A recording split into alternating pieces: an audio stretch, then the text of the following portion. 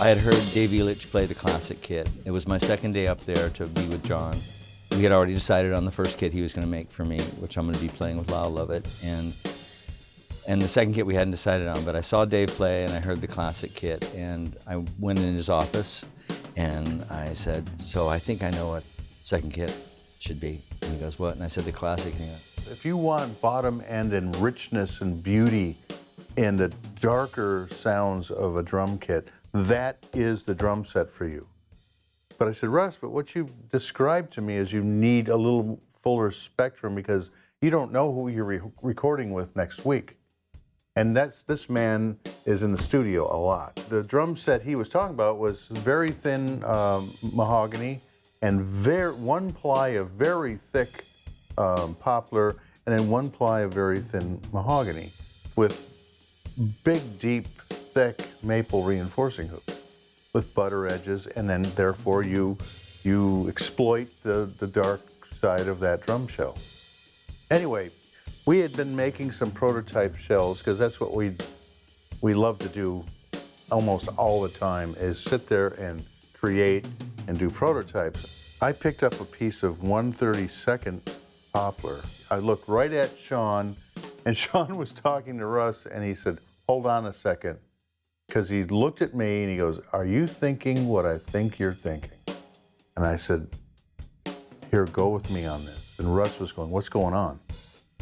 And it was a horizontal mahogany on the outside, 5 plies of cross-laminated, thinner 32nd poplar with a finish of a vertical mahogany on the inside of the shell, and 1-inch deep 6-ply maple reinforcing hoops, with the last ply being vertical mahogany. And those drums do not disappoint. It's a crossover shell that can do that very dark, beautiful, rich, bottomy thing, but it does a bit more. And that's why I feel that this program has become very significant, and we're very excited to introduce this to everybody.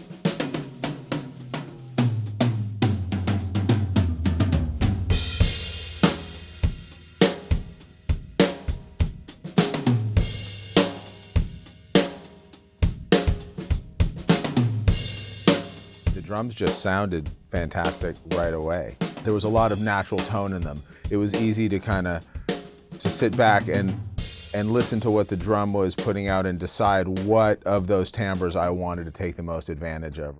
But very little EQ and very little compression, or actually none. There's no compression on anything. I don't even think I ended up hitting a phase button anywhere. So it's all pretty much straight through.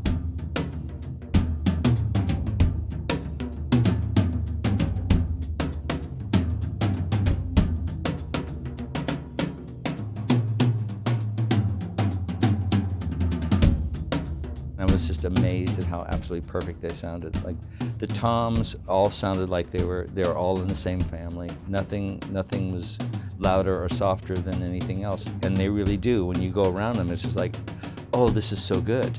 You know, they're all in the same grouping. It felt like they came from the same father. If the kick drum's the father, these are the children. You know, and it just seemed like it was all just right out of the box. It sounded like that.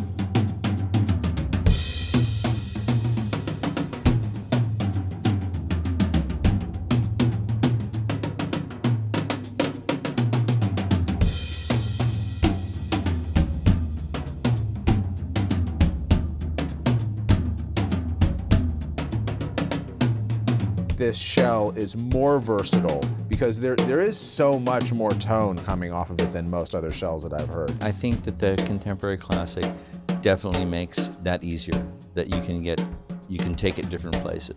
We experienced that with the snare drum. I mean, we were able to get it really super cracking on some of the stuff we did, and then very quickly, and especially with the 3-position throw-off, able to get it nice and flat and low, like for a ballad, which is, because you can't use, you're not gonna use one snare drum sound all the time. I mean, for some songs you wanna change it.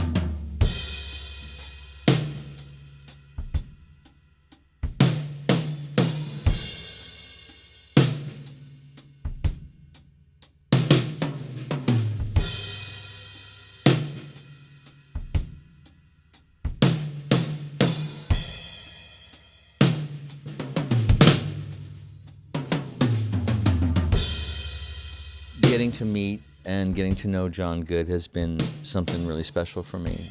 And he's kind of taken me under his wing and welcomed me into the DW family. And it's a warm, gratifying feeling.